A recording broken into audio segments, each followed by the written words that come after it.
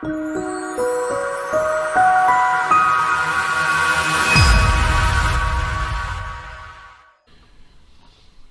guys, and welcome back to another video. So this is actually understanding what makes a breaker structure, right? So in the last video we obviously explained how to understand where the highs are and where the lows are, but we need to understand what classes as a breaker structure. Right, so this is quite an interesting one, and the reason why I chose this is because this shows both types of structural breaks. So first of all, let's start off with this section here. Okay, so we're going to mark out our high, which is here. Okay, I'm going to mark out our low. Now ignore the time frame, so I am on the hourly time frame, but we'll just ignore that for the moment. Let me just go to the next candle. Okay, we'll ignore that for the moment because I just want to understand, I just want to explain the concept of how to determine what's a breaker structure and what isn't. Okay, if I was just to show, let me show you something. So if no, that's quite a big one. Okay, so we got that, and let's do another candle from there. Okay, so let me just do a couple. That should be all of them. Okay, so say for example we've got candles doing this. Let's go from here. So it creates a high. Let me draw another one that goes here, and then another one from there. Okay, so there are two types of breaks of structure. Okay, so let's say let me just add wicks onto these. These are just rough wicks. That wasn't even on the candle, was it? Okay. Right, I'm gonna ignore the last one for the moment. So let's say, so that's our structural high, right? Now the first type of breaker structure, okay, is when you get a candle that does this. You get a wick, okay, that break structure, and then the next candle does this. So the next candle actually comes here. Okay, or even let's just show here, and then it carries on and does this.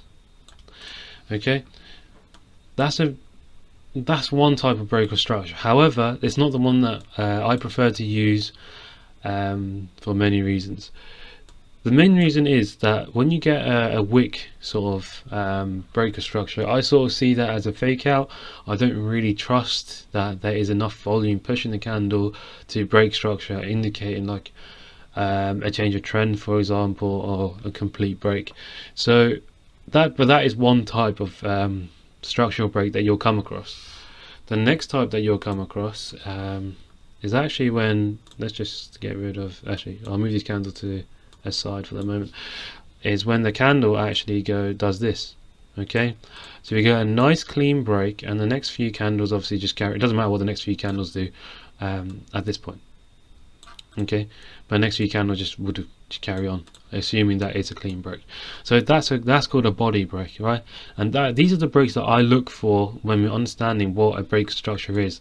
So for example, if we're going to make our new high, so say it does this and then it plays out and it comes across, and then the next candle, I don't know why I'm so bad at moving this.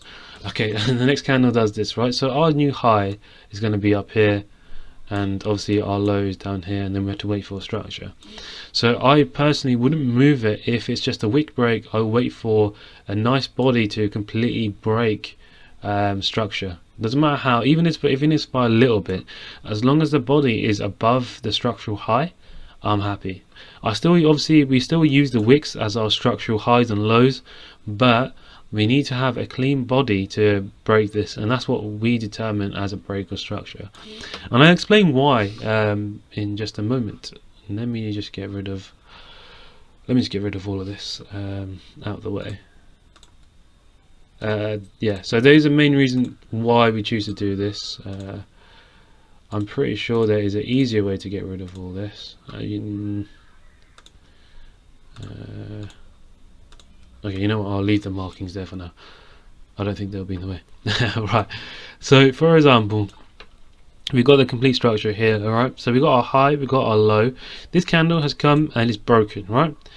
However, it's not the break that we like, so we're not going to call this a break of structure. Okay, let's see what the next candle does.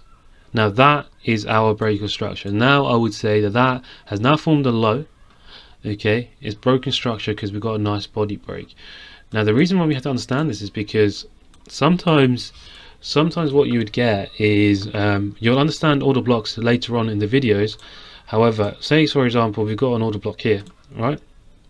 The reason why it's so key, for example, say if this candle obviously we say that this is, say if it did this, right, and we're going to say that it's we're going to call this a break of structure, and we're assuming that this candle obviously caused a break of structure. Okay, and again you'll understand order blocks in the order block video. Okay, but we're going to assume that this is the candle that caused the break of structure. That's our order block, right? What we will then do is look for, we'll make this our POI, so our point of interest.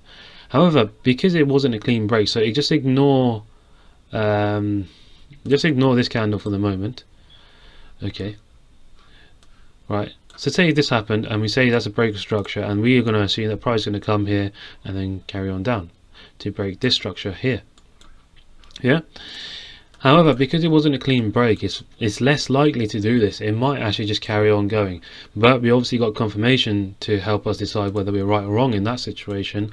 However, it's something just to bear in mind. Now that we've actually broken structure, I would say that this is now a strong POI because it has actually broken structure and we've got a good order block. And then as we can see what happens, price does actually return and then reacts off it and then comes back down again, and then we can see what happens next. So that's where it finished off on the Friday. But so this is what we do to identify what market structure is and how to identify what is classed as a break of structure. If you would like, you can use the wick breaks if you want. However, personally for me, I don't think that it's as reliable as it should be, as I would like as well. But it's understanding that when you do get a market break, you do want a clear break in structure. It's okay sometimes if you do, sometimes you get a wick break and then it comes back to your order block and then carries on going. That's fine. Okay, we need to understand what rules we have and we need to put them in place. That is a specific rule for me, that if I don't have a body break, then I'm not going to even look for an order block in that situation.